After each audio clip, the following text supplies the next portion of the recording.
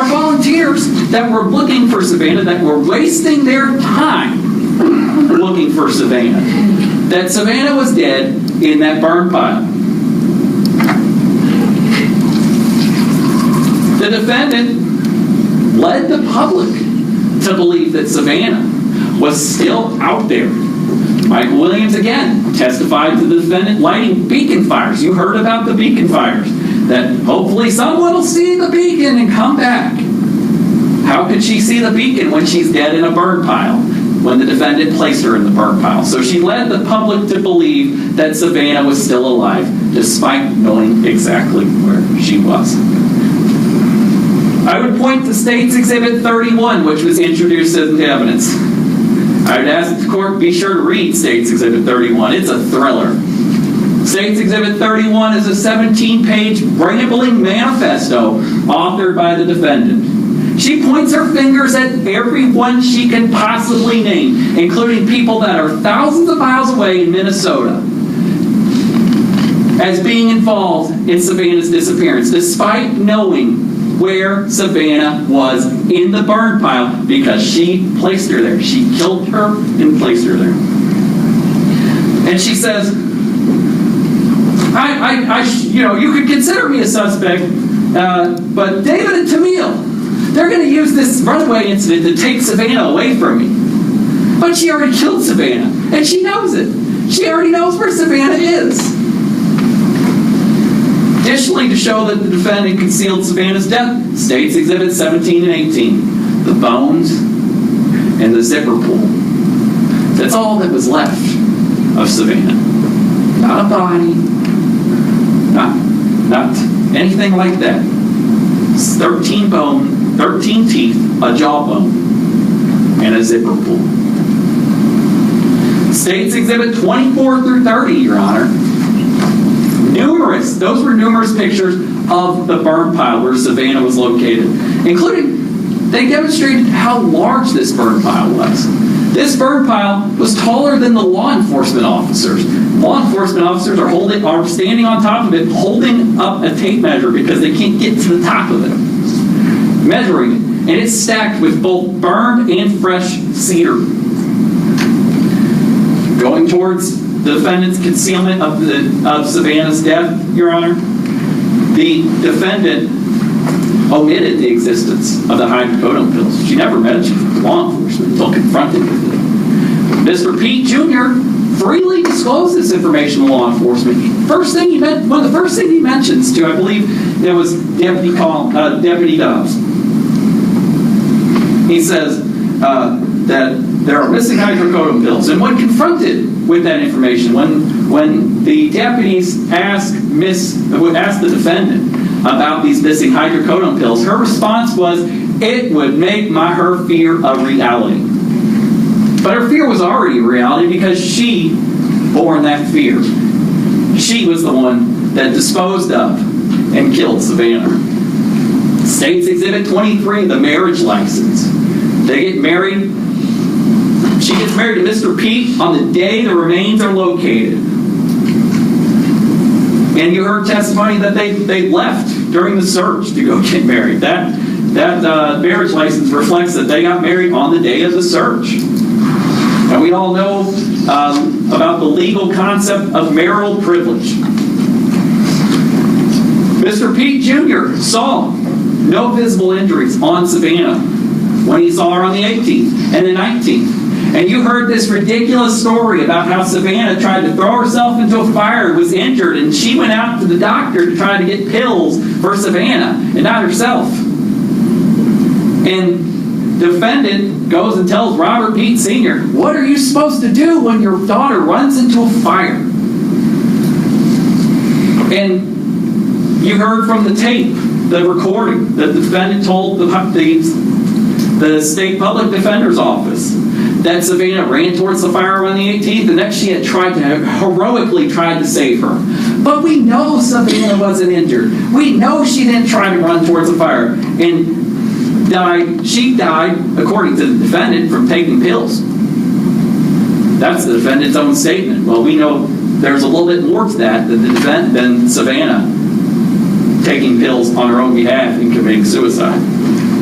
Defendant drugged Savannah. How do we know how the defendant killed Savannah? That the defendant killed Savannah? Because defendant drugged Savannah. We know that through this simple fact pattern, Judge. State's Exhibit 12, we had a stipulation agreed upon by the state and the defense that there was a hydrocodone prescription, that it was filled on the 19th and it was given to the defendant on the 19th. You heard from Jessica Wohlen, who testified that the defendant drugged Savannah with crushed pills and mixed them with Kool-Aid. Kathy Hilton, who has never met Jessica Wohlen, and you can look at the affidavits from the jails that were provided as exhibits to the court. You can look at those affidavits and see they provide the jail state information for each one of those women, and none of them line up. Kathy Hilton and Jessica Wohlen don't line up because they were in different jails. They had never met before in their entire life. Defendant never mentions the pills to law enforcement. Again, we know that, and she doesn't mention them until she's confronted with that information. And she already knew about the pills because she admits to them in State's Exhibit 3 in the recording. The Jailhouse Snitches, Your Honor, how do we know that the defendant killed Savannah? Because the Jailhouse Snitches are credible. Your Honor, I've been a prosecutor for 12 years, and crimes born in hell don't have angels for witnesses. All three of these witnesses did not have cases in Ozark County. They are not the best people in the world. They are felons.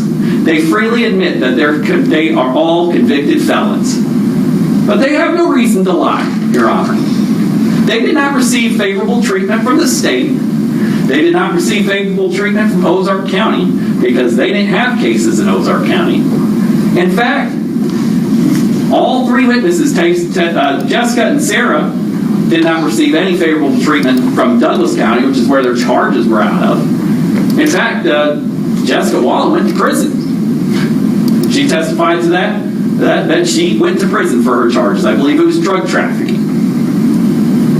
Kathy testified she didn't receive favorable treatment from the Christian County prosecutor, either as the Christian County prosecutor or the special prosecutor for Taney County, where she had charges. Kathy did not receive special treatment from the Greene County prosecutor. She testified to that. She testified that she pled guilty because she knew she was going to get probation because it was a stealing-related offense and her first offense.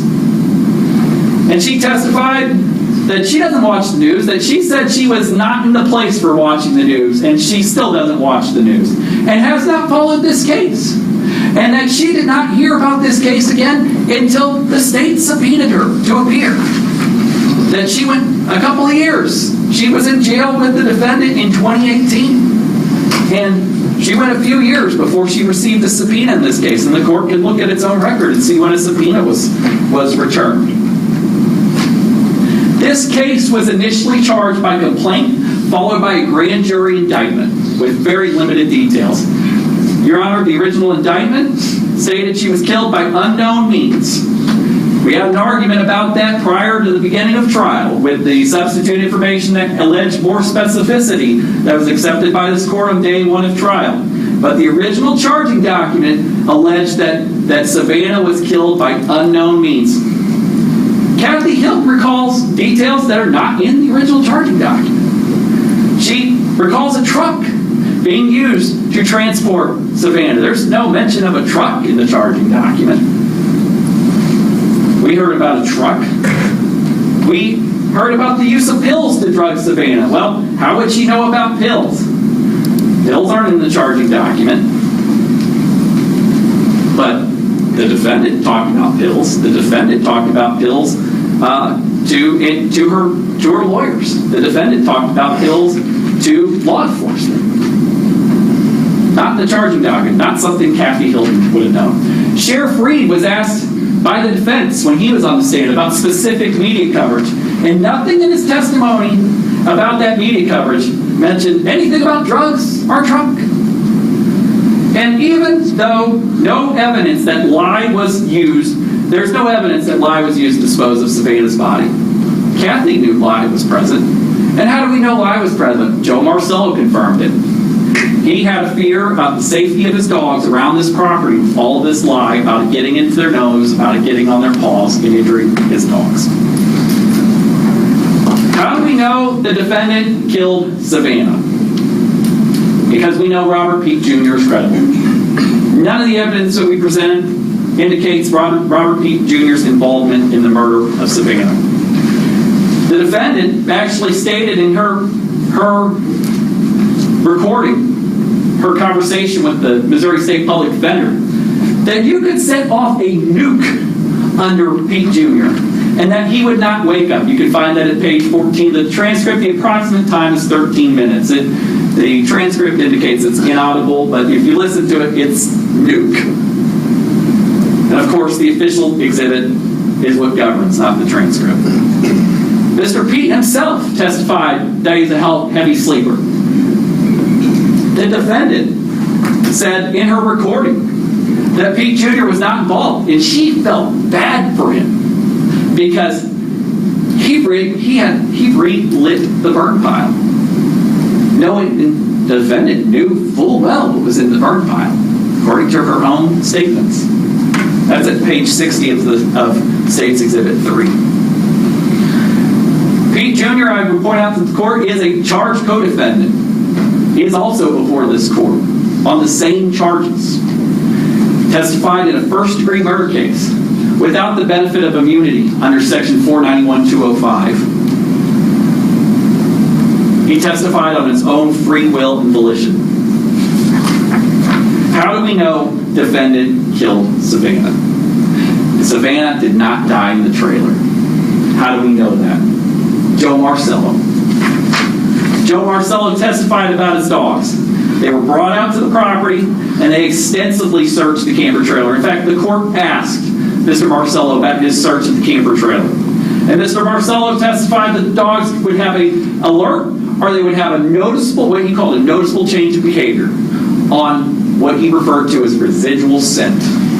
Now, he testified that his personal experience with his dogs is that they will alert up to 1 year, but he's also done experiments with grave dirt, 12-year-old grave dirt, and he can put it under the ground, and the dogs will still pick up on it and still alert on it, that knowing that a dead body was in that.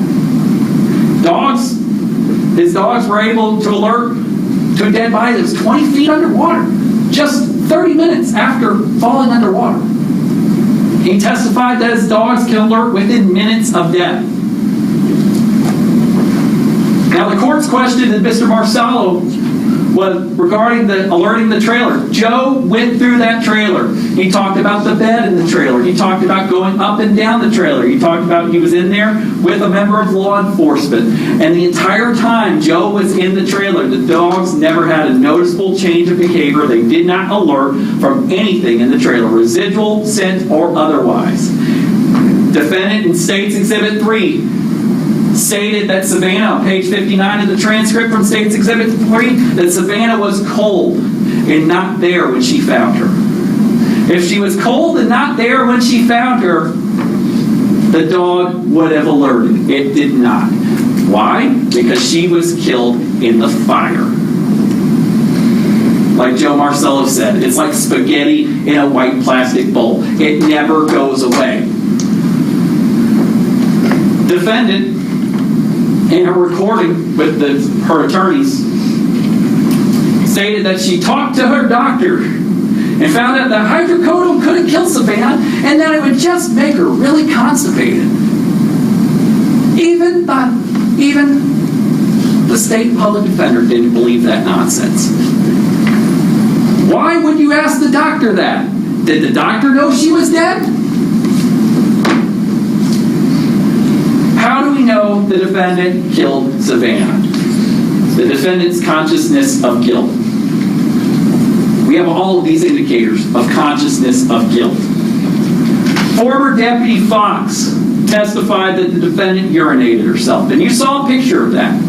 Despite being told by numerous law enforcement officers, by email, in person, that she was free to go, that she did not have to stick around. And in fact, she did ultimately leave to go marry Mr. Peete.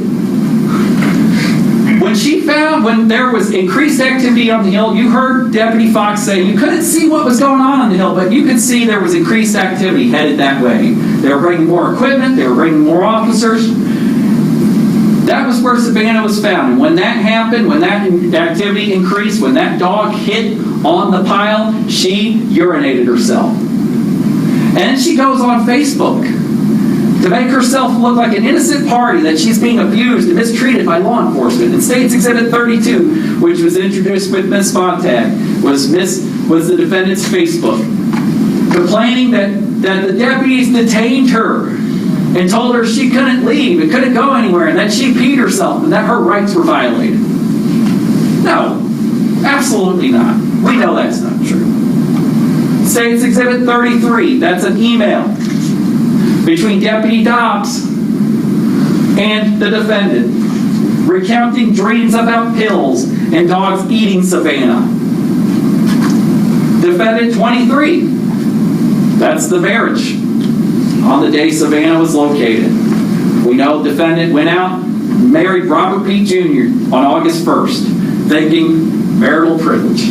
Witnesses testified that they left. Remember, they were told, their story is that, our defendant's story is that, can't leave, I'm detained. I peed myself because they violated my rights, despite everyone else saying she was told that she was free to leave.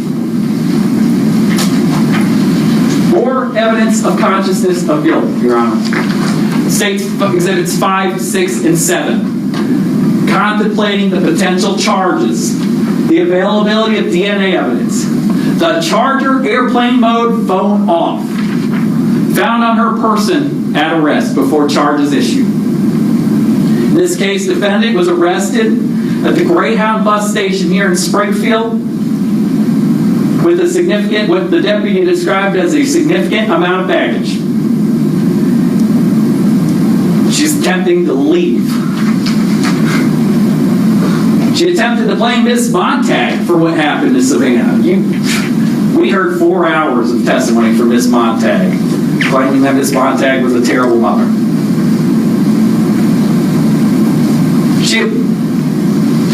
I seriously doubt, Judge, that Miss Montag would have wanted her daughter to die.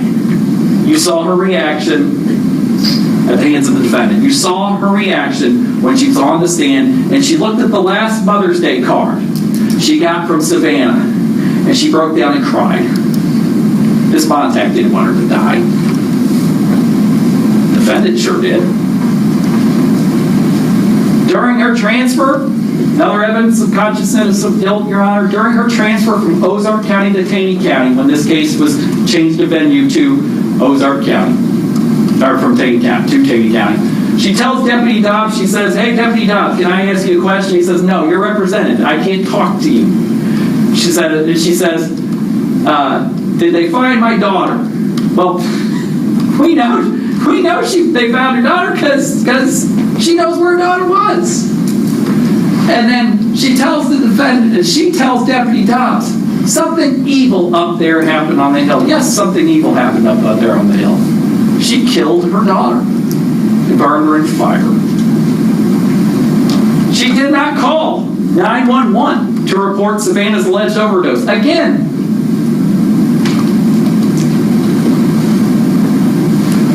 the defendant is a volunteer firefighter. She would have known to call the police or 911 or somebody, not take her daughter in a truck and drive her up the hill and burn her in the fire. Finally, Your Honor, I'd point to the act of burning the body in the fire. She didn't bury the body. She wanted to get rid of that body. This isn't a mother having a panic and grieving over her daughter's body and putting it somewhere on this 81-acre farm where she could have buried it and made a little gravestone or whatever. She destroyed the evidence down to bone fragments, teeth, and a zipper pool. Your Honor, at the conclusion, after all of that evidence, the only reasonable conclusion one can come to and meet is that The defendant, Ms. Ruud, killed Savannah Frances Lee Leckie. That she did so after deliberation, that's first-degree murder. You have to do it after deliberation. That's cool reflection on the matter by throwing her into a fire after she poisoned her. And we know from Kathy Hilton that when she didn't die in the fire, she beat her until she was dead. She tampered with evidence. She took numerous steps to hide her activities from law enforcement. The manifesto, that she must have run away, let's search the 81-acre farm, let's have hundreds of people search. Despite knowing exactly where she was the entire time. And finally, she knew where Savannah's remains were located, and she failed to report that to law enforcement. And I will ask the court to return a verdict of guilty as to murder in the first degree, guilty as to tampering with evidence, and guilty as to abandonment of a corpse. Thank you, Your Honor.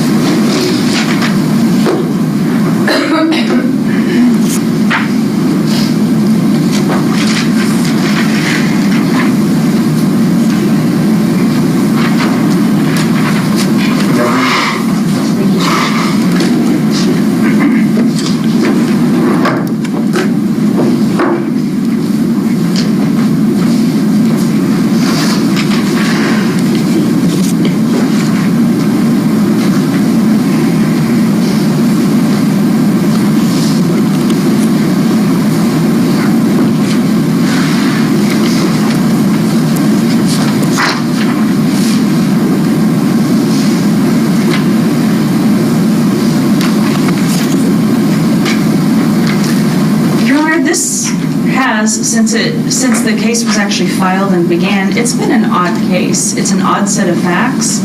The people involved, it's an odd situation. And frankly, the other thing that makes it odd was just the manner in which it was investigated. I'll start and talk a little bit about Ms. Ruud, about Reba herself. Reba did come from a strange background. What we did hear from Tamil, and also in the 17-page statement that the state's called the manifesto, that she was raised from an abusive mother, and that she had given birth to 4 children, but she did not raise any of those 4 children herself. That had everything to do with she didn't want to be like her mother. She allowed other people to raise her children, and 2 of those children were raised by Tamil Montag. Tamil kept Reba involved. It was an open adoption. There were no secrets about who Reba was, that Reba was the biological mother, but that Tamil and David adopted the kids, and that Reba felt that they would be able to give the kids a better life.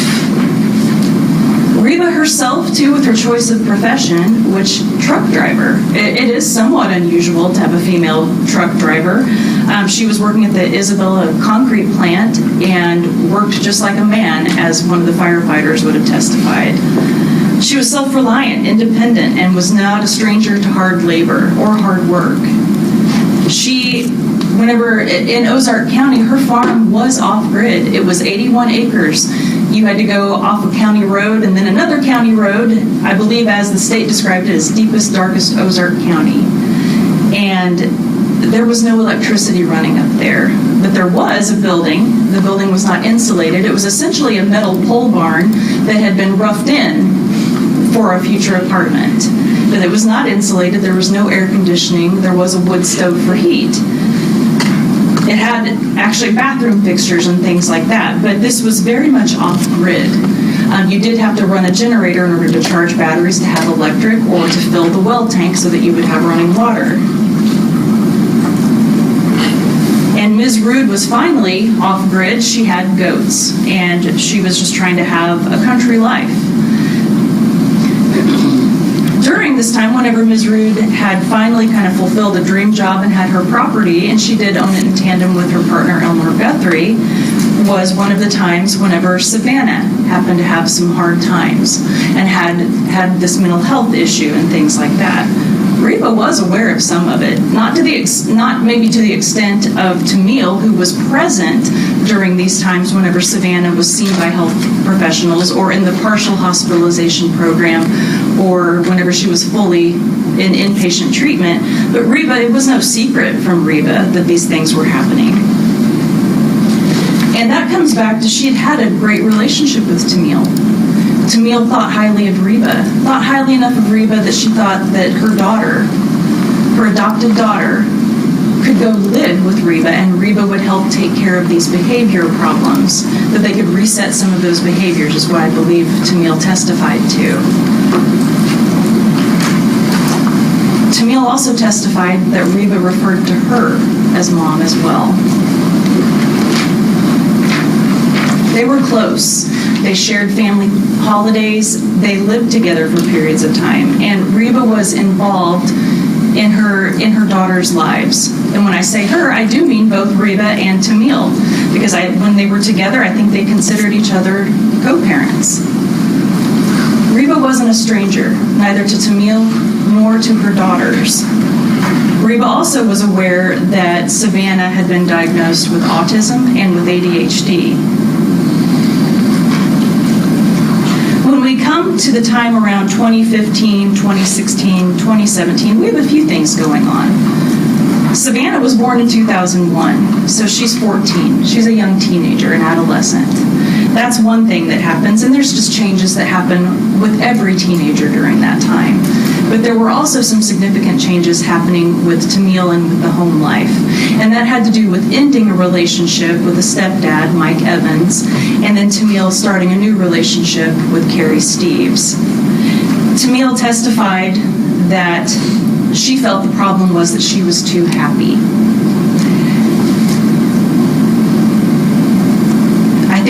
I think any of us could take that in multiple ways. She stated that there had been a falling out with Reba over some things that Carrie Steves had posted on Facebook. And the concern from Reba was that Savannah was a Facebook friend and would have seen this adult-natured post on her future stepfather's page. And that caused Tamil to cut Reba off. Why do I tell the court that or remind the court that? It wasn't over. Reba's concern was for Savannah during that. It wasn't for Tamil's feelings. It wasn't for Carrie's feelings. It wasn't for her own. She called Tamil out on what she felt like was a bad act of parenting Savannah. And it caused Tamil to cut Reba off for a period of time. Reba was concerned about Savannah.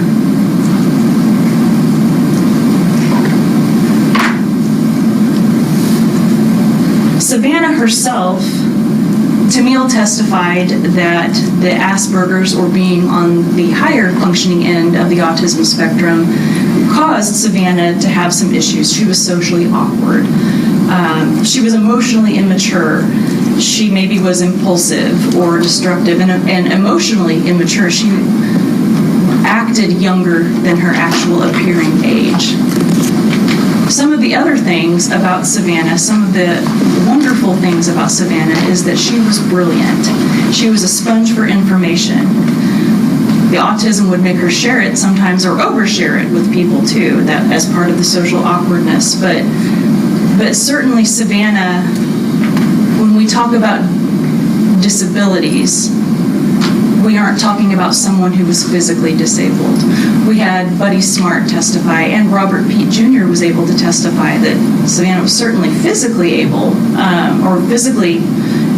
to do things, that there was certainly, the disability was a behavioral health issue only. In 2015, the specific conflict at home was conflict with Mike Evans, that Savannah had made some accusations that Mike had mistreated her, that she was seen by multiple providers, and that's when this diagnosis of depression starts to appear in those medical records. Her performance at school got worse, and in May of 2015, she was placed in a partial home hospitalization at Prairie Care due to suicidal ideation. She expressed at that time that she had a plan to hang herself, that there were dark writings and there were internet searches that caused both the school counselor and her mother, Tamil, concern. She was on medication at that time.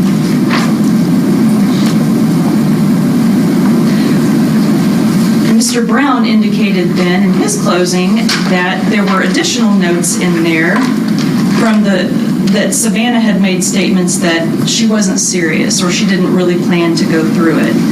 But I would submit to the court, these are documented in medical records. Medical health professionals took it seriously enough to note it and to place her in a program where it was treated. So to suggest then that Savannah was somehow making it up, Tamil took it seriously enough to get her to a hospital. The people at the hospital took it seriously enough to address it and put it in notes and treat her for it. So I think that the argument that the suicidal threat was fake or contrived is frankly offensive. It was taken very seriously by the people who were there and heard it.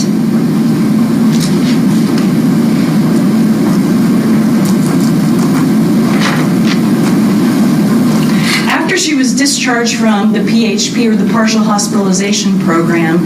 She started attending counseling through Solutions Counseling. And Tamil, her mother, attended most of those sessions. And again, the diagnoses listed at that time included ADHD, autism, oppositional defiant disorder, and major depressive disorder. There was also discussion that Savannah, at that time, in July of 2015, could possibly have borderline personality disorder or bipolar disorder. There were changes taking place in Savannah that were recognized by the professionally trained person and people who were treating her and counseling her for these issues. Also within the Solutions Counseling notes, Savannah had developed a suicide plan, and Tamil had stated that it was family conflict that had caused these ups and downs in Savannah. And Tamil also discussed within those notes that Savannah had become disagreeable and defiant. Also, that one of Savannah's friends had been successful in committing suicide. When we get to February of 2016, Savannah is evaluated again at Prairie Care. And in that time, Savannah stated that she thought daily of suicide. And she was engaged in self-harm and cutting at that time as well. If we go a few months forward, in June of 2016, Savannah ended up in inpatient treatment. It was not partial home hospitalization, it was truly inpatient. And this was the time where her counselor and Tamil were so concerned with the things that she had said and the rapid decline, as Tamil in those notes, that was a quote, the rapid decline in behavior, that led to her ride in an ambulance from her counselor's office to the emergency department, where she was evaluated at the emergency department, and they sent her to an adolescent inpatient behavioral health bed, and she was held there for several days. And again, in June of 2016, Savannah reported daily thoughts of suicide with self-harm and cutting. And within those notes, Savannah had told Tamil that she would commit suicide, if not today, then she would before the end of the summer. Her depression had increased dramatically. Tamil actually told the staff at the emergency department, "I will have a dead child if she goes home today." I know Mr. Brown noted that I was reading from the records, but I'm sure the court would recall that Tamil was certainly a hostile witness. And I did not read things that Tamil was not present for. Tamil, the things I read to Tamil and asked her to answer, she should have been present for and she should have known. Also, as the person who was administering the medications at home, she should have known. And if the state had a problem with it, they could have objected. In all of these instances, Savannah was discharged with medications to take. And Tamil testified that they were taken as prescribed. But when she was discharged from Abbott Northwest in 2016, In those notes, it talks about additional medications and that she had been on Abilify, and she was discharged with risperidone, which is an antipsychotic drug. Yesterday... Your Honor, objection, facts on evidence. I mean, the fact is the evidence that there was such a prescription. Right, but not what that prescription, It's in the record. what kind of prescription that is here. It's closing argument. Thank you. Tamil had also advised hospital staff that she was concerned because Savannah was living in an alternate reality and there had been a rapid decline in her condition. Despite all of this, well, I'll just again note that Mr. Brown, I think, wants the court to think that Savannah wasn't very serious and that no one really took this seriously and was just trying to get attention or whatever reason that Savannah was making these statements. I would submit that there was someone who was not taking this seriously. Savannah was hospitalized on June 10th of 2016, hospitalized in Minnesota. And Tamil testified that on June 10th of 2016, she was not in Minnesota. She was not caring for her daughter at that time. She was in Las Vegas becoming engaged to her new boyfriend on that date.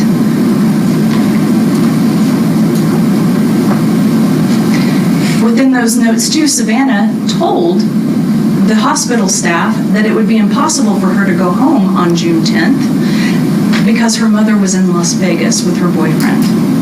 Savannah was quite aware of where her mother was at that time.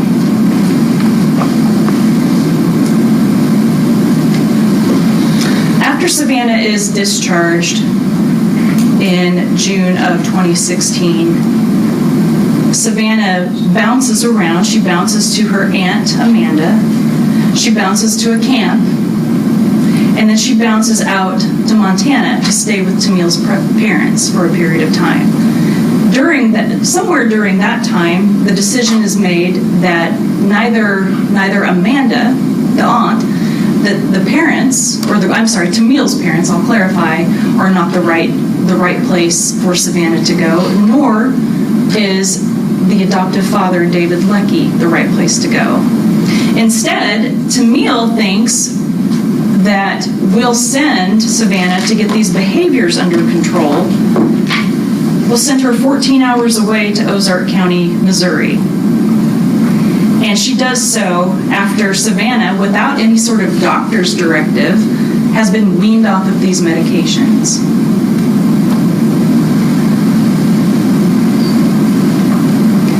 Additionally, whenever Reba came to pick up Savannah in August of 2016, there was no power of attorney at that time. There was no medical card sent. There were no prescriptions. There was nothing sent like that.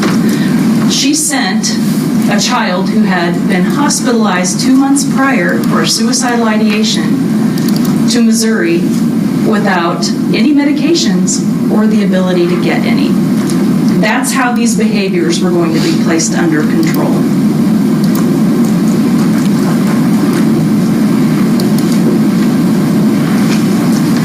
A power of attorney from Tamil didn't come until January of 2017. Tamil was not the only person who had legal custody over Savannah. There was another parent, and that parent, had not signed it in January of 2017. Reba, and also Savannah's medical coverage through the state of Minnesota had expired at the end of December 2016. Regardless, so Savannah was uninsured as of January 1st, 2017, and she was 14 hours away from the people that could legally take her to seek medical treatment.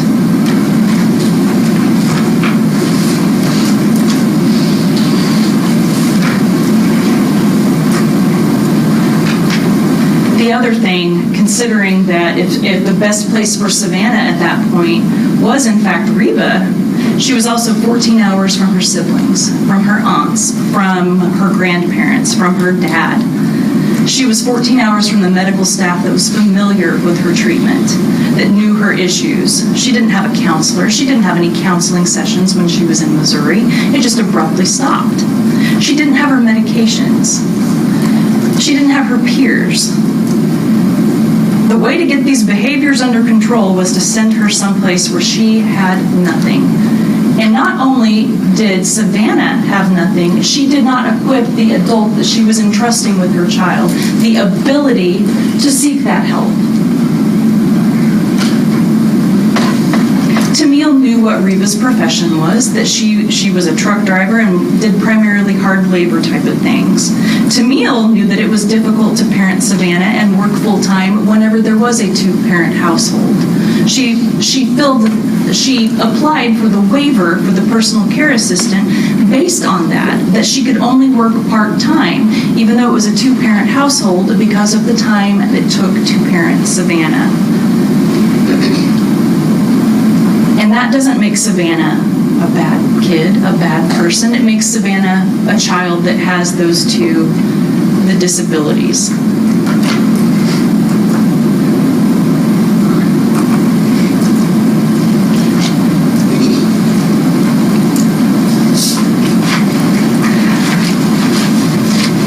There were quite a few people, I think, who let Savannah down in this situation. Reba was not one of them. Tamil testified that Reba kept in contact with her about discipline, and that Tamil, with what she knew, did not have any sort of issues or concerns with Reba. She also testified that she did not go to Missouri. There were times that had been discussed or planned, but if Tamil had any concerns, she had legal custody of Savannah. She could have pulled her back at any point, could have gone to pick her up, could have arranged for her to be taken up to Minnesota, but that didn't happen because she didn't have any concerns.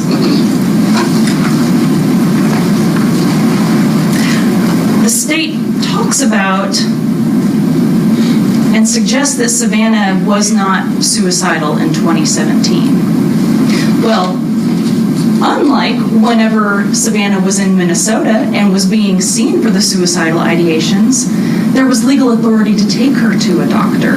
There could be medical records introduced and created during that time because Tamil had insurance and she also was the legal parent. Reba did not have that luxury.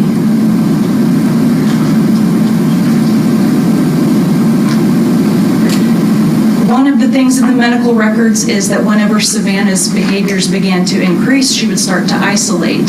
She would be upset. Tamil also talks about a rapid decline. Mr. Brown suggested that during the time of July of 2017, Savannah wasn't suicidal. Whenever the firefighters arrived, I'll back up a step here. The firefighters had testified that they all knew Savannah. They'd seen her because this was the Theodosia area volunteer fire department. And Savannah was a junior firefighter. Reba was on the board. They knew Savannah. They did express surprise that Savannah wasn't out there to see them at the fire. But we have, from Reba's recorded statement, she says that Savannah had gotten burned in a fire earlier, and she said that she had attempted to jump into or throw herself into the fire. Recall that this is not a neurotypical child. This is someone who suffers from ADHD. This is someone who's emotionally immature, who is impulsive. This is someone who's on the autism spectrum.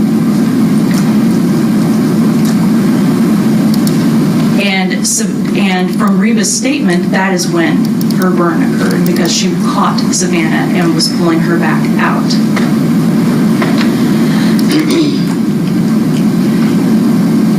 Robert Pete Jr. talks about how that evening Savannah and Reba seemed to be having a very serious discussion, and he thought it was about homework.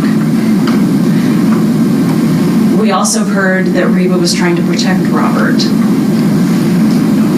If Reba was being untruthful about something, it maybe was a white lie to Robert to try to not involve him in this very serious problem that she was having with Savannah. When we talk about The firefighters then saying it was odd that Savannah wasn't out there, and Reba said she's in the camper trying to cool off. Again, the cooling off thing could have been a white lie from that point at Reba, but Savannah was in the camper. Savannah was burned, and Savannah was in one of these rapid declines. And Savannah was in the camper, and Reba was trying to shield her from that. They also note that Reba was acting odd. Think of this. It was extremely hot. A fire had gotten out of control. Reba was injured, and Reba told the firefighters it had to do with the wood splitter. There was a wood splitter up on the hill, but in reality, it had happened with Savannah. And she was trying to protect Savannah from having to face some of those things there, and also to try to figure out what to do. And Your Honor, I think that's every bit as plausible as anything that the state has tried to present here. And it's actually supported. It's actually supported by the witnesses. It's actually supported by Ms. Ruud's own statement.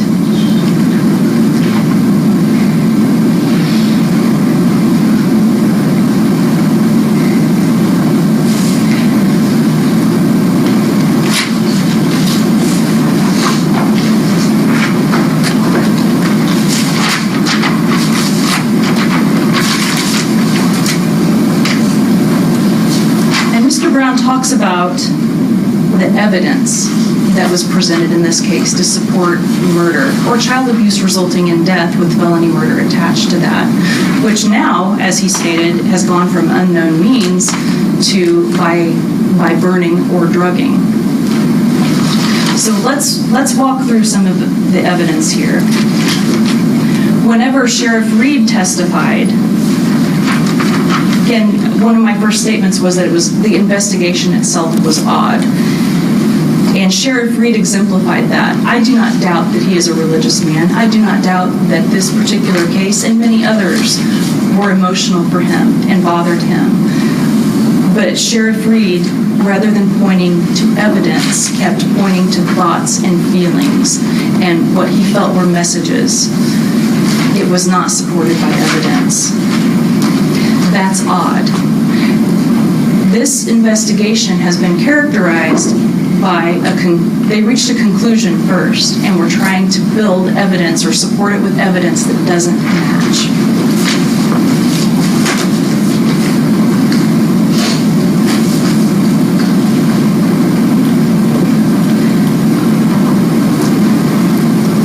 The biggest issue that I would bring up with Sheriff Reed was his testimony that he was the one on the hill who saw the dog coming up, and the dog signaled for him, and they had a moment where they stared at each other, and what he then realized later was the dog signaling before it bound off, and then he used his walking stick to find a bone in the ashes. It's just not true. Joe Marcillo, whenever he was on the stand, he testified the dogs were never out of his sight. And the dogs certainly alerted on the burn pile. And frankly, that's what, based on Ms. Ruud's statement, I think what we all expected. That's exactly where the dogs should have alerted. But Sheriff Reed was nowhere near there. It was actually a separate officer, Warren Wiedemann, who suggested to Mr. Marcillo that that would be a good place to send in the dog. And the dog did alert. Again, it goes exactly with what Reba said in her reporting.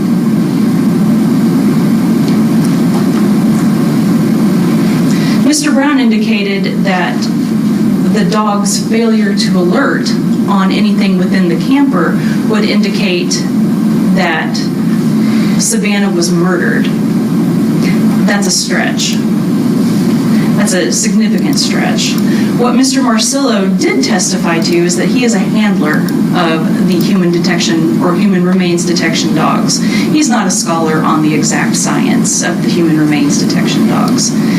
He knows his dogs will smell things. He knows they're typically accurate. but he doesn't know the exact chemicals. He gave several anecdotal stories, one of which he said that the quickest one of his dogs had ever detected was within a 30-minute time period. However, that was significantly different in different circumstances. In that anecdotal story, that person was under 22 feet of water, and it was with a different dog and with different certifications. Although he couldn't explain about the science of this, he couldn't explain exactly about the science of the smell, and he did state that the dogs did not alert in the camper, but he also did not say that it was impossible for the dogs, that it was that the dog's failure to alert within the camper meant any particular conclusion. What we're missing here, and again, law enforcement had an opportunity to go through there, and law enforcement stated they had been through the camper. Mr. Marcillo stated that whenever he was in there on August 4th of 2017, that the camper was in disarray. It was messy, that there was a mountain of clothing piled on what he thought was a bed. What we know from Ms. Ruud's reporting is that she stated she found Savannah dead in the camper and was in bed, but that whenever she moved Savannah's body, she took the bedding around from that. We don't have any evidence of the condition, whether it was a before or after. We don't know how law enforcement found the mattress. We don't even know that there was necessarily a mattress or that it was the same one in there. There are other plausible reasons here as to why a dog wouldn't have detected in that camper other than Savannah was murdered by some other means.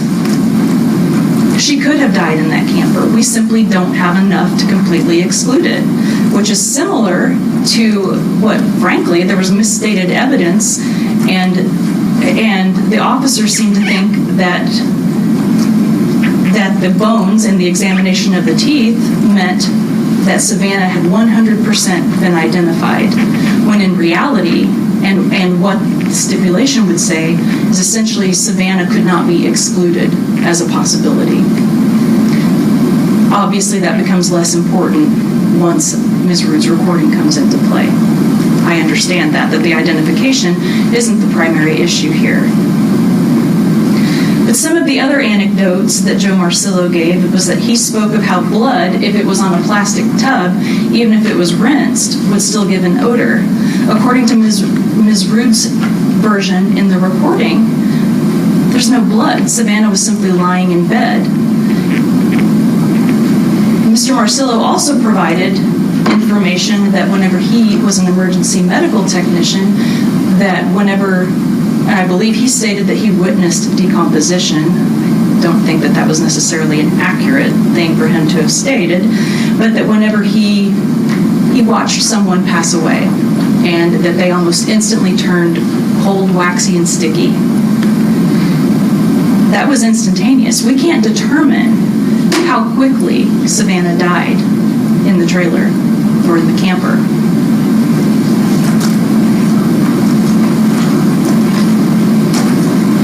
It may have been a few minutes after death. It could have been 10 minutes. It could have been more than that.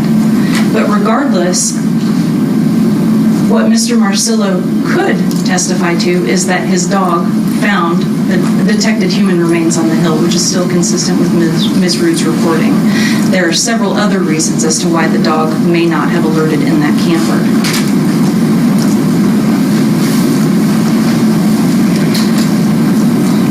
The state also wants to suggest that when Ms. Ruud urinated herself and then posted it on Facebook, that the only reason that could have happened was because she urinated herself out of fear.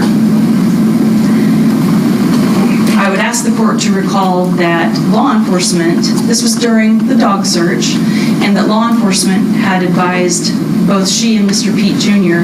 to stay out of the area where the dogs had been searching. The dogs had searched in the shop. They weren't in the shop at that time, but they had been advised to stay out of the dog's way and out of the areas that had been searched. The bathroom facilities were also contained in the shop.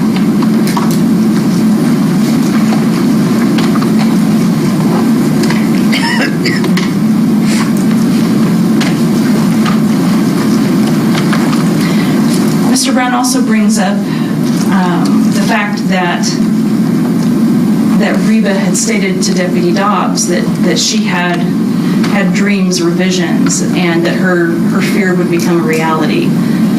I would just ask the court to consider, how is that any different from Sheriff Reed's thoughts or dreams and visions? It was the exact same thing.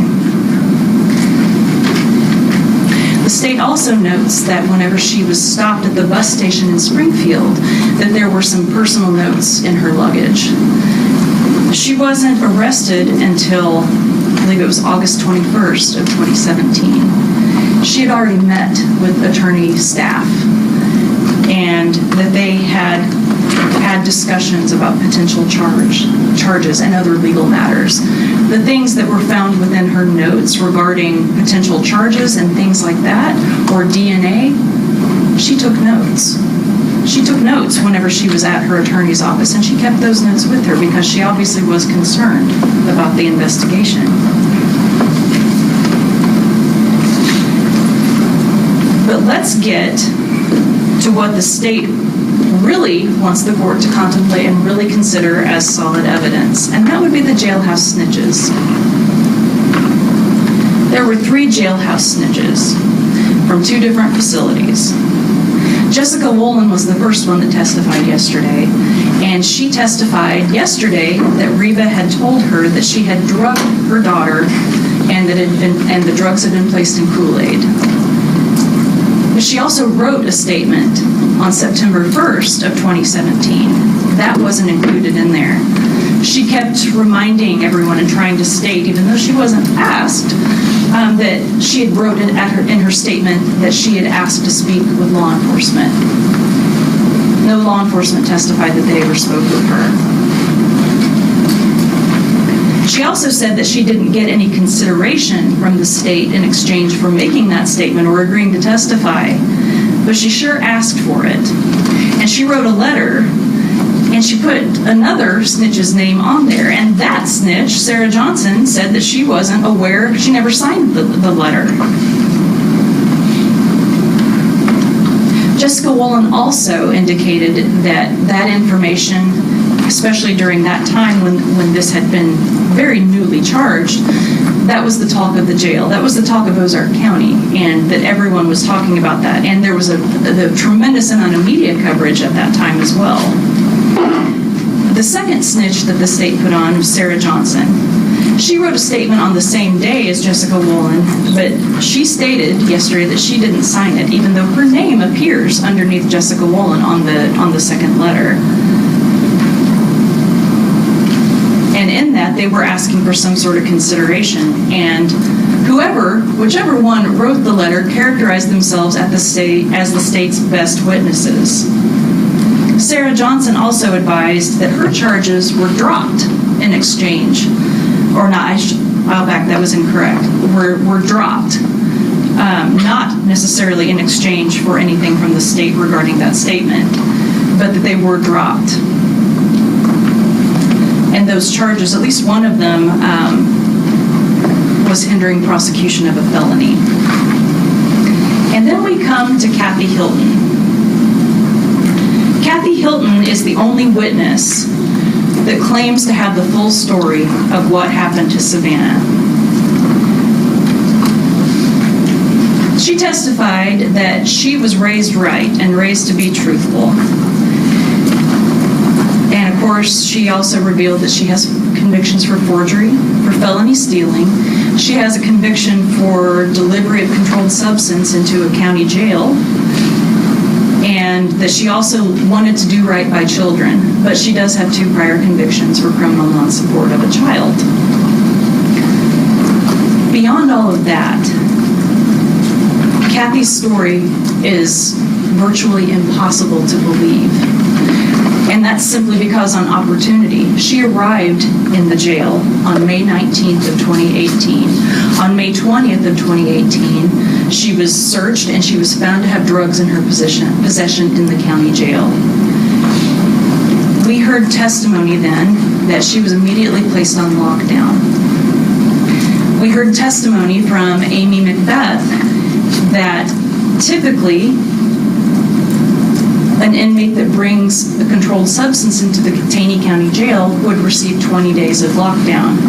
There's also a stipulation from the jail administrator that 20 days would be the standard time. However, neither Amy Macbeth nor the jail itself has a specific record as to the number of days that Kathy Hilton actually spent in lockdown in the Taney County Jail during that time.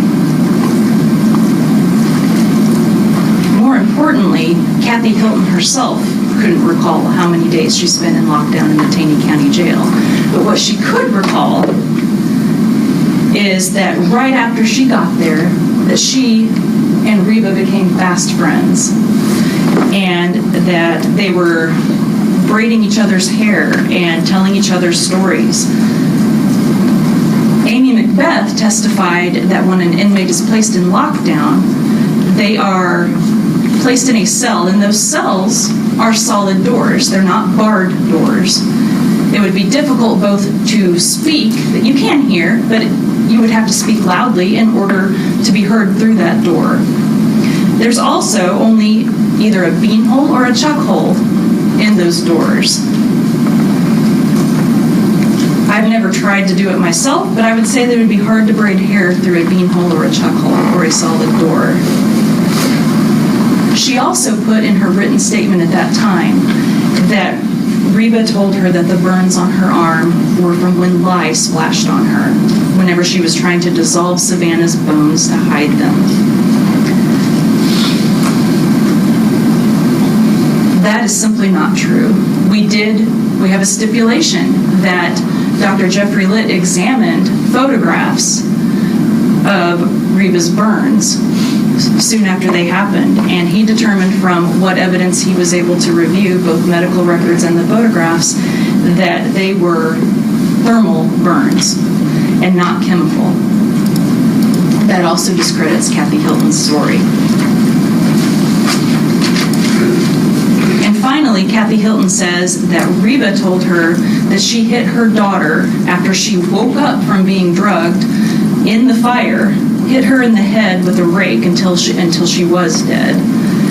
That is not supported by evidence either. The state did find and sent to the lab 2 garden tools, 2 rakes, and there are stipulations that they were tested by the Missouri State Highway Patrol, and neither fingerprints nor blood were located on either of those tools.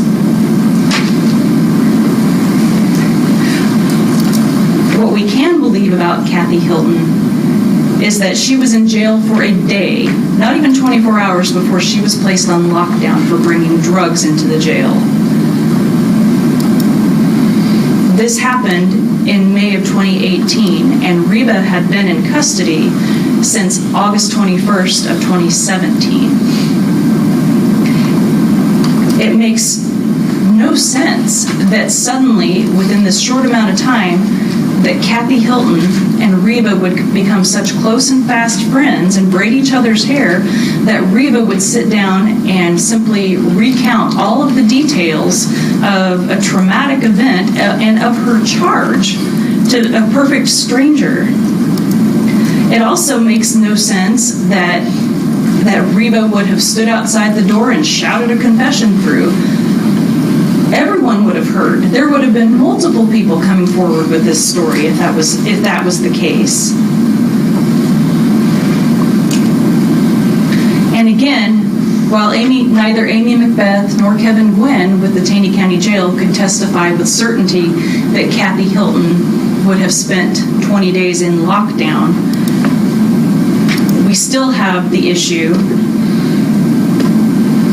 of just the time period. If she came into the jail on May 19th and then was placed on lockdown on May 20th, Kathy Hilton wrote this statement and spoke with police on June 5th of 2018. From May 20th to June 5th, that's 17 days. If we assume that she had been in lockdown for the full length of time, that's still incorrect. That's still impossible. That's still less than 20 days, and she still would have been in lockdown and would have utterly lacked the opportunity to have done what she says she did.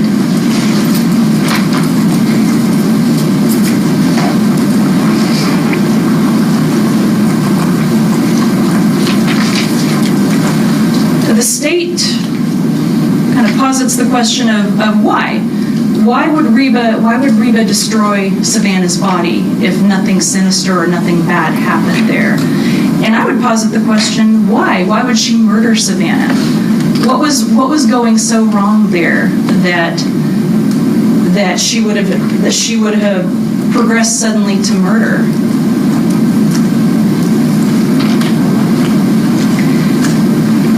One of the reasons that makes me wonder why is that in June of 2017, Reba and Tamil were discussing about another power of attorney that would permit Reba to return to over-the-road truck driving and allow Savannah to accompany her. Reba was willing to include her in her life and in her profession and to take care of her. Reba was willing to make concessions and to make changes that would include Savannah.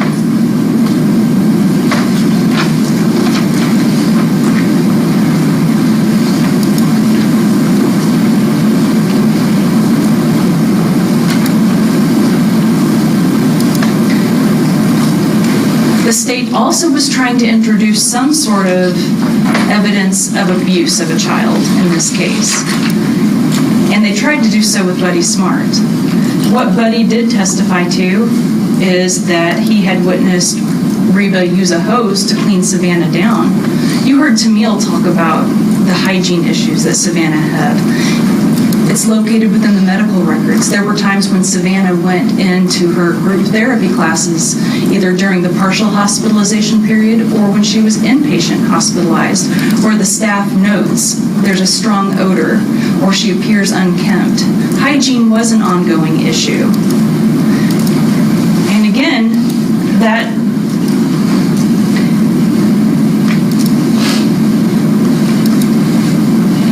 using a hose on someone without some sort of additional facts that can be testified to is not in and of itself abuse. They had Buddy testify about the pond incident, and we heard that Savannah had been wanting to jump in the pond, that it wasn't something where she went kicking and screaming. It wasn't something where she was dragged or forcibly pushed into the pond. It also wasn't a day where it was sub-zero temperatures or something where it was truly an inhuman condition. It was something where just, okay, go get in the pond. Go wash yourself off that way, which then led to her coming back and being actually showered in the warmth and being given clothing. She wasn't deprived of clothing or the ability to wash with soap at that point. They were trying to get a point across to her. Even if that would be considered abuse, it's remote in time. Buddy left. Their relationship ended in March of 2017. And the state is alleging that the abuse would have been by burning or drugging, resulting in death. And being hosed down is not burning or drugging. Being placed into a pond or being told to go wade into a pond or dunk into a pond is neither burning nor drugging. And if this hog pen thing actually happened, that's neither burning nor drugging, and it's remote in time. But he also testified that it had been a few months since there had been pigs, and we aren't talking like it was a concentrated swine operation. We are talking this had a couple of young pigs that were being grown to slaughter weight, and that they were gone before Savannah even got there. Again, very arguably not abuse. Kids who live on farms, she was in the goat pens and she was doing chores with livestock and she was handling goats and presumably cleaning their pens and handling their excrement, crawling through an abandoned pig pen without any pigs in there. I would submit, how is that any different from having a farm kid go clean a stall? It's about the same level of dirt. And regardless, it's remote in time, and it has nothing to do with burning or drugging.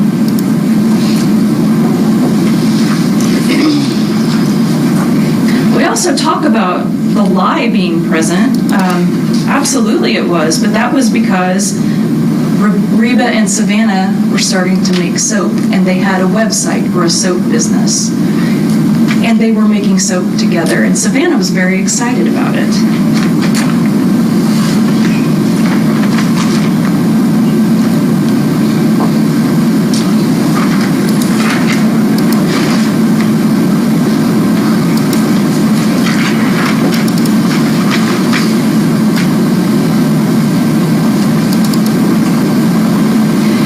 If we get back to the, well, why did Reba then say that she burned Savannah's body?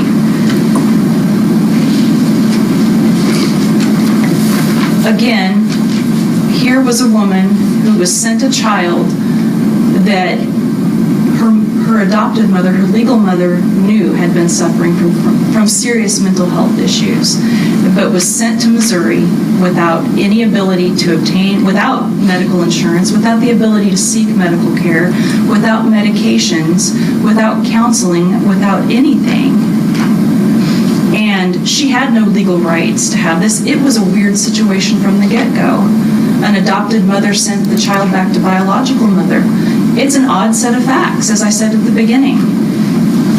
There had been a tremendous amount of stress happen within that 48-hour period. It was hot. They weren't in a climate-controlled environment. Reba had been injured. Reba says that Savannah had been injured, and that there had been a threat of suicide, that Savannah had tried to throw herself into the fire. The fire had gotten out of control. Reba had to contact the fire department, and she knew the fire department members as friends and colleagues out to help her. And this is a self-reliant, independent person. There was a lot going on during that short amount of time. And when it was all said and done, and whenever she found Savannah, it wasn't a good choice. It wasn't the smartest choice. It wasn't a logical choice, but it's what happened. And Reba, in the recording herself, had said that Savannah was upset with Tamil, was upset with David, because neither of them, for whatever reason, the reason doesn't matter, they had not been to see her. It had been a long time since she had seen either of her parents or her siblings. And the person who was taking care of her and who was caring about her had just been injured as a result of Savannah's actions. And whether that contributed to a rapid decline and a suicide attempt, and a successful suicide, that's every bit as plausible as Reba murdering her. There's no motive here.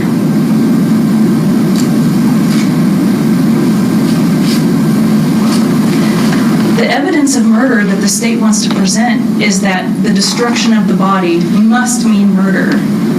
There's a whole lot of other reasons as to why Savannah ended up dying. And unlike the state, ours is supported by medical evidence, by Tamil's testimony saying that yes, she was aware that Savannah was suicidal, and that she took it seriously enough to seek medical treatment and hospitalization. It's a stretch, and it certainly goes against everything that we as lawyers learn in law school. We learn that we have to lay foundations, that we can't just jump to certain things, that simply because someone says, well, this must have been a murder, there has to be more. There has to be more evidence to support the actual murder. What the state does have, the state has evidence to show that they're for abandonment of a corpse. The state can absolutely prove that Reba burned Savannah's body. But that's all they can prove. They've presented no credible evidence of anything relating to a murder.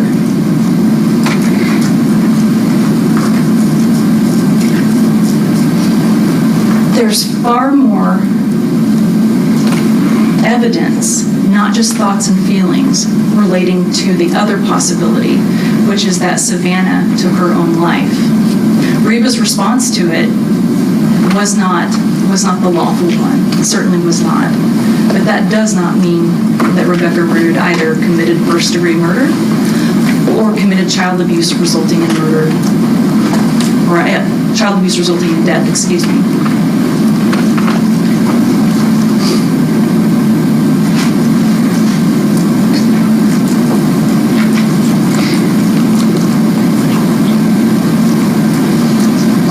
Thank you.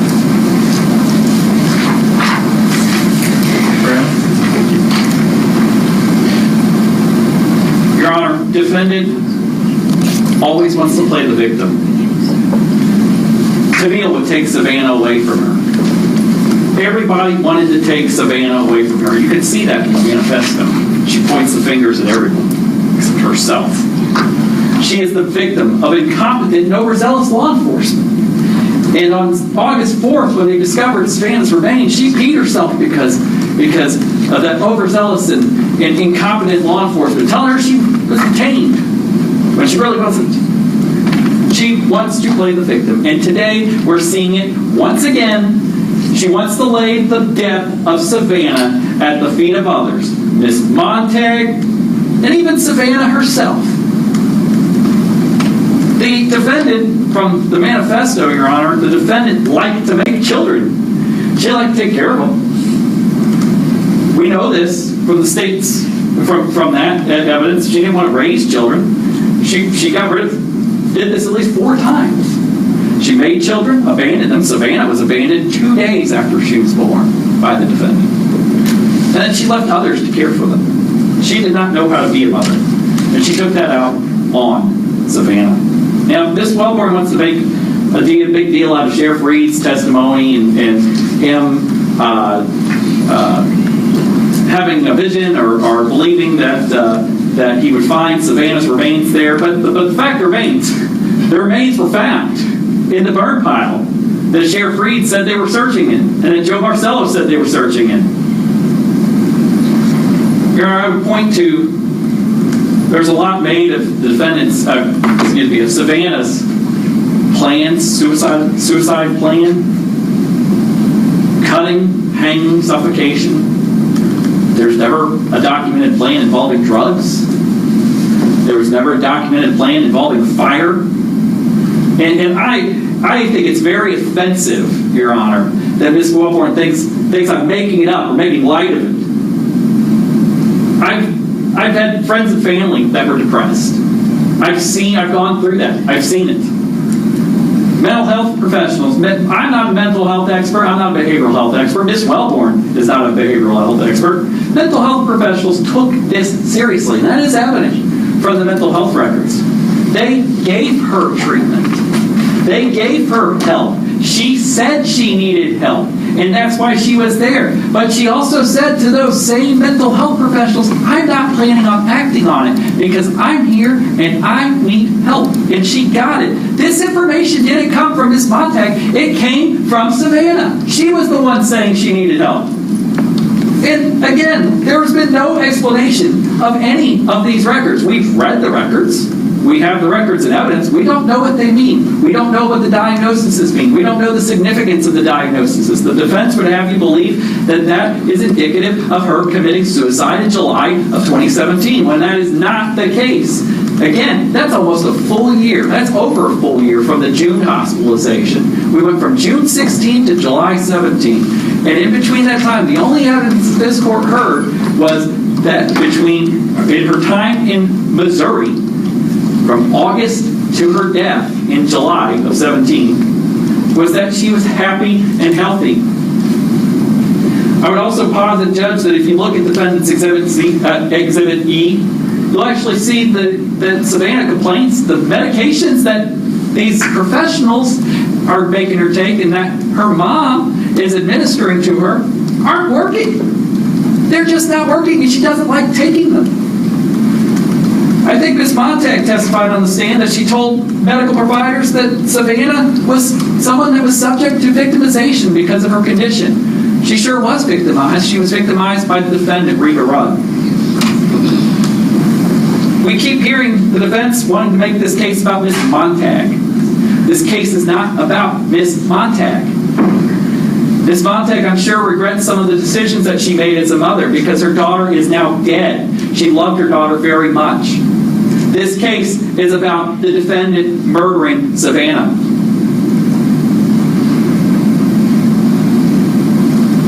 And speaking about Ms. Montag, she's not a behavioral health expert either. She didn't know what was in those records, had to be refreshed as to what she said to those providers. And when Ms. Montag saw her daughter's behavior becoming worrisome, she got her help.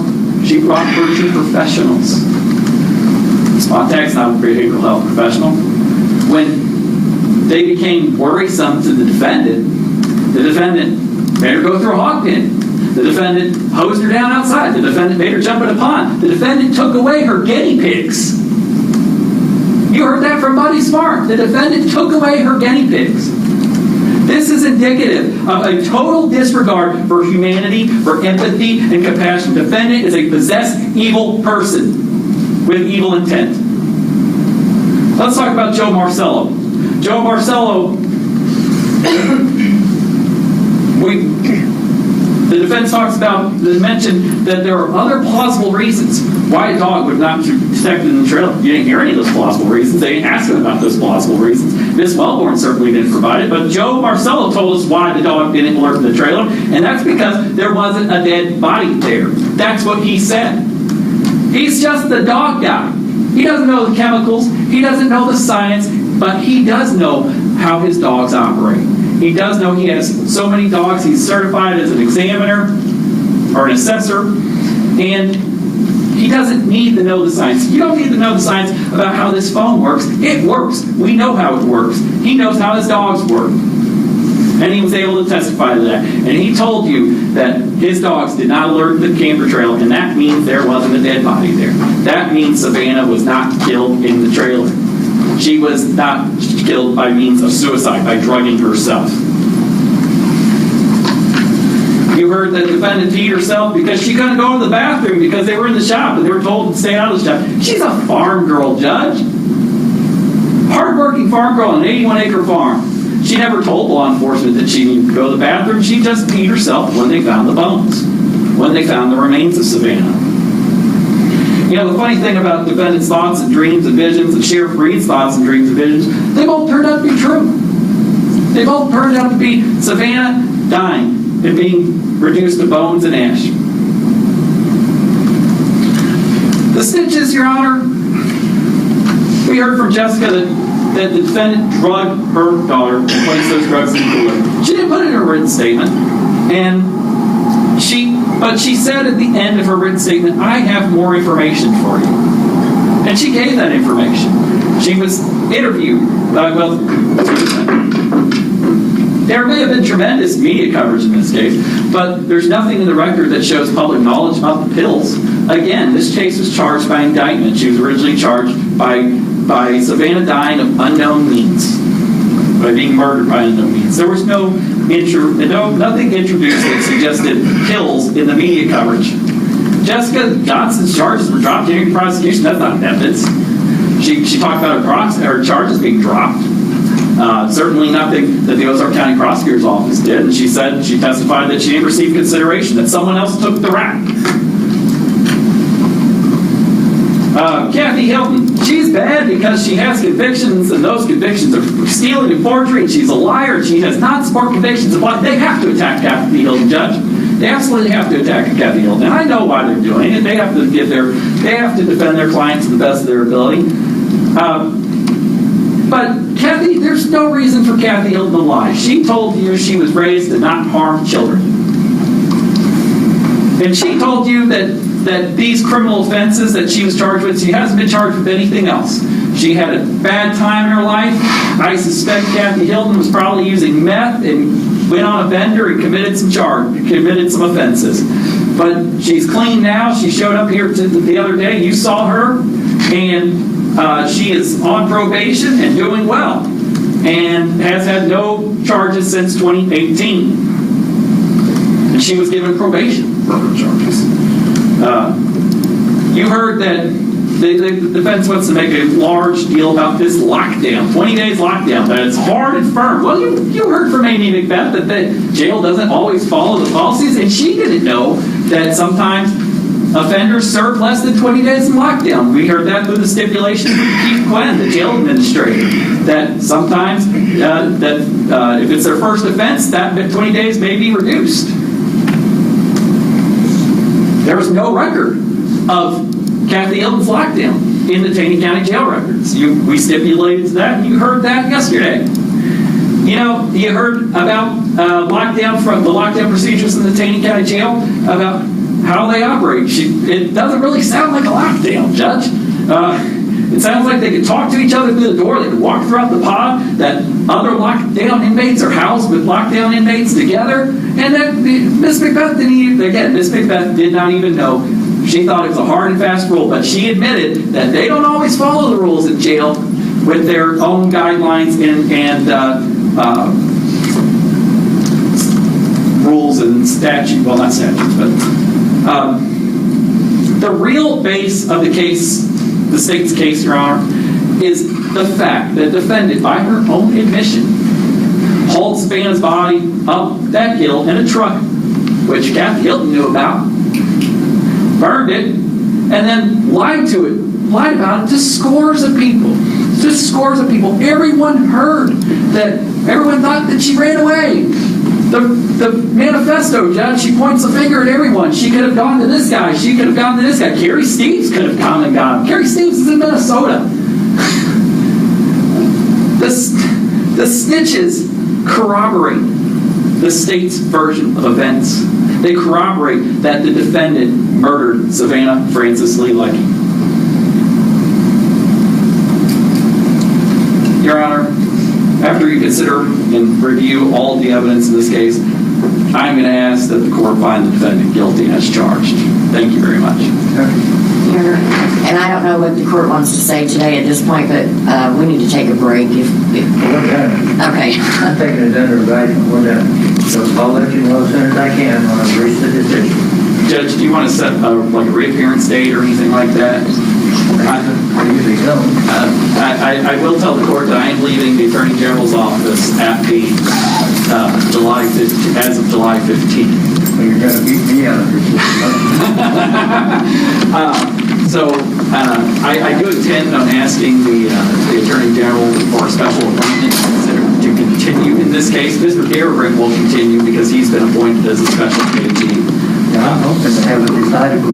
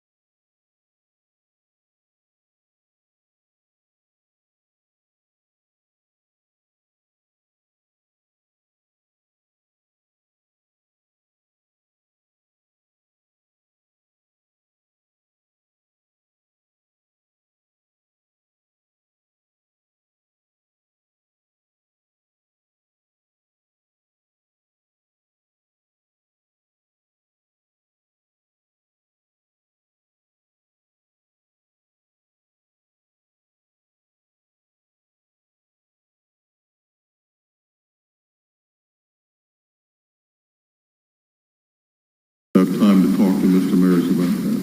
Yes, sir. Is that in fact your decision? Yes, sir. Have you had enough time to consider everything that Mr. Maris told you? Yes, sir. All right, Mr. Nixon, you may step in the back. Thank you for your time, Mr. Maris. Yes, Your Honor. Mr. Mizrahi and or Mr. Johnson. Yes, sir. Pursuant to